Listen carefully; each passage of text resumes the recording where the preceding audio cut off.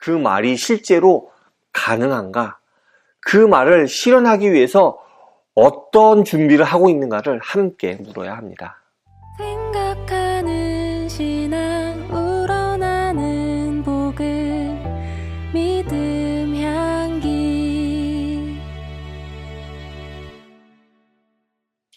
안녕하세요. 믿음 향기 채널에 오신 것을 환영합니다. 저는 이신형입니다. 오늘 함께 나눌 책 먼저 이야기해 볼게요. 제2차 세계대전 당시 일본군에 의해 억류된 서양 민간인들의 생존기를 기록한 일종의 회고록입니다. 직접 수용소에 갇혔던 경험을 바탕으로 그 안에서 드러난 인간의 본성과 공동체의 붕괴, 신앙의 시험, 이러한 것들을 예리하면서도 정직하게 담아낸 책입니다. 바로 랭던 길키의 산둥 수용소입니다. 1943년 중국 산둥성 웨이셴 지방에 위치한 수용소에는 약 1,500명의 서양 민간인들이 억류되었습니다. 선교사, 교사, 상인, 또 가족 단위의 사람들이 아주 많이 있었고요. 일본군들은 이들을 적국 국민으로 분류해 감시 아래 공동생활을 하게 했습니다. 초반에는 위기의식 속에서 어느 정도 연대가 있었지만 시간이 지나고 생존의 압박이 커지면서 인간관계는 점점 균열되기 시작하죠. 좁은 공간, 열악한 위생, 부족한 식량, 이런 것들은 끊임없는 갈등의 원인이 되었습니다.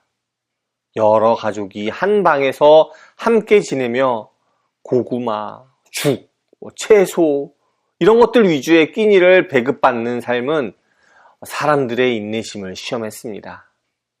그러자 사람들은 점차 자신의 몫을 지키기에 급급해졌고 몰래 물건을 감추고 거래하기 시작했습니다. 수용소 내부에서는 부조리가 생겨나기 시작했고 절도나 내부 시스템을 무시하는 그러한 자들이 점점 많이 나타나게 되었습니다. 수용소는 자치체제로 운영되었고 행정위원회가 구성되어서 보건, 위생, 배급, 또 질서 이런 것들을 담당했습니다. 하지만 위원회의 결정을 따르지 않는 그러한 사람들을 컨트롤할 방법이 아주 부족했었죠. 그러다 보니 위원회가 수용소의 질서를 유지하는데 많은 어려움을 겪게 됩니다.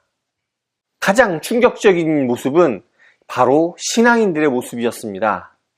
수용소에는 수십 년간 중국에서 복음을 전해온 선교사들도 많았지만 극한의 상황에서는 신앙의 힘보다 이기심이 먼저 드러나는 경우가 종종 있었습니다.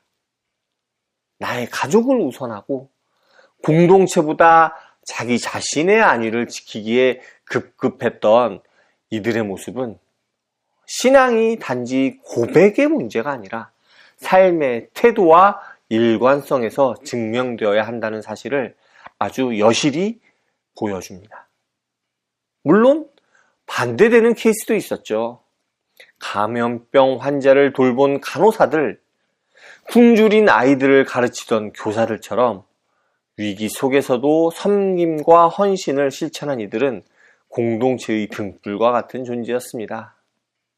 하지만 전체적으로 볼 때 이 수용소는 신앙과 인간성이 동시에 시험받고 또 무너질 수 있는 아주 아슬아슬한 공간이었습니다.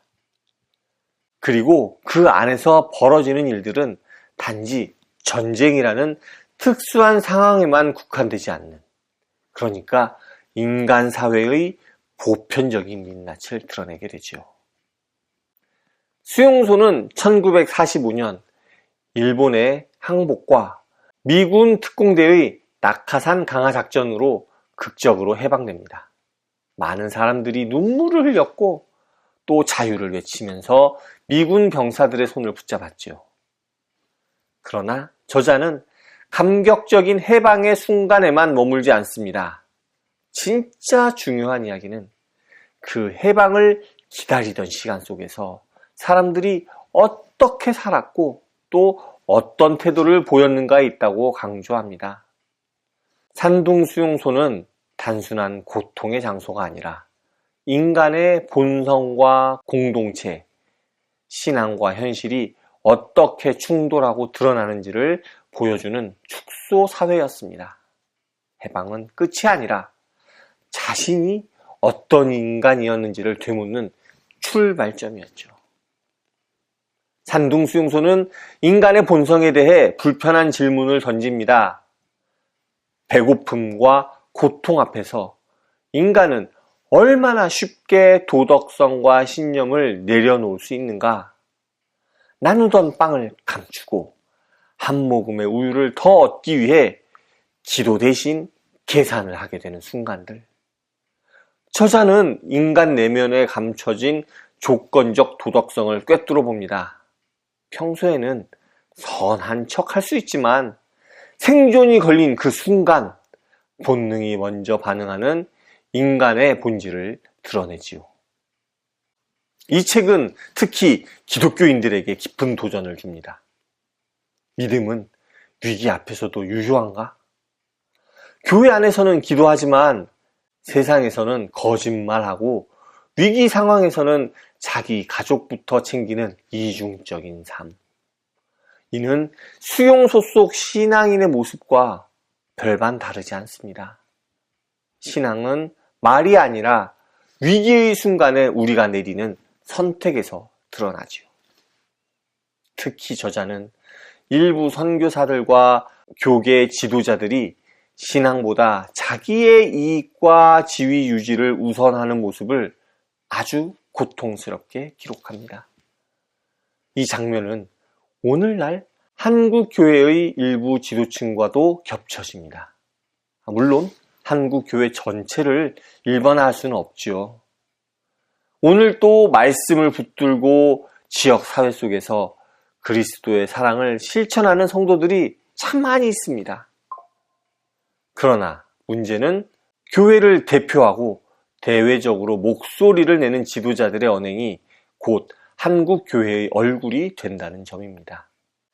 그들이 이기적이고 정치적인 태도를 보일 때 신실한 성도들까지도 사회적 신뢰를 잃고 교회 전체가 비판의 대상이 되죠. 동시에 이 문제는 지도자 개인의 잘못만은 아닙니다.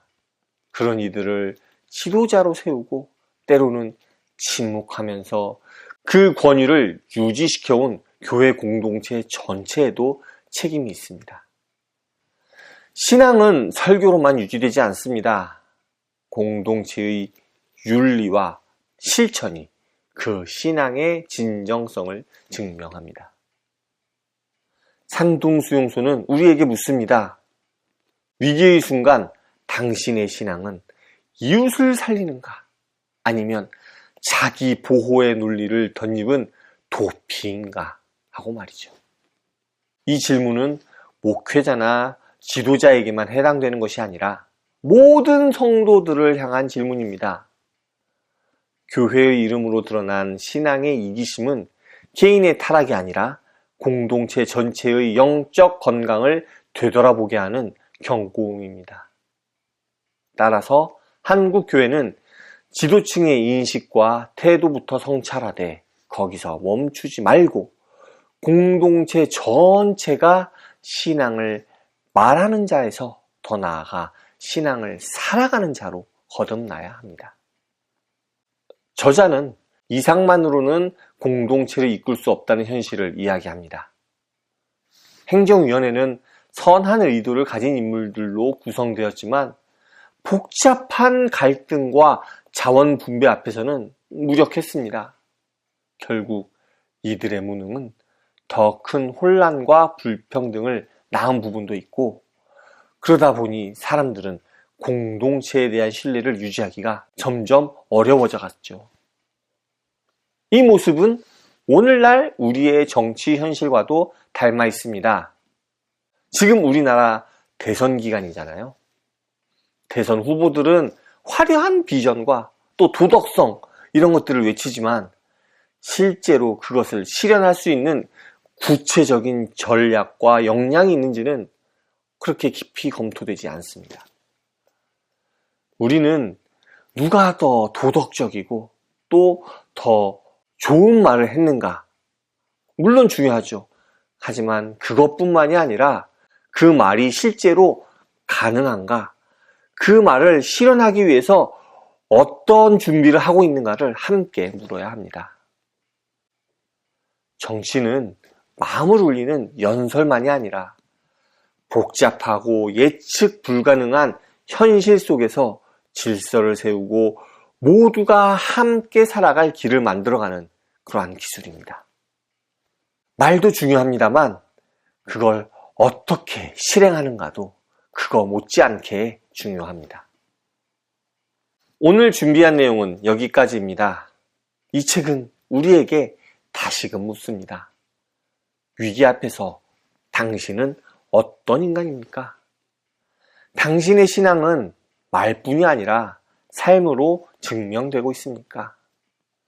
당신이 속한 공동체는 정말로 어려운 이웃들과 연대하고 있습니까? 이 질문 앞에서 우리가 정직하게 자신을 돌아보는 시간이 되기를 바랍니다. 감사합니다. 다음에 또 오세요.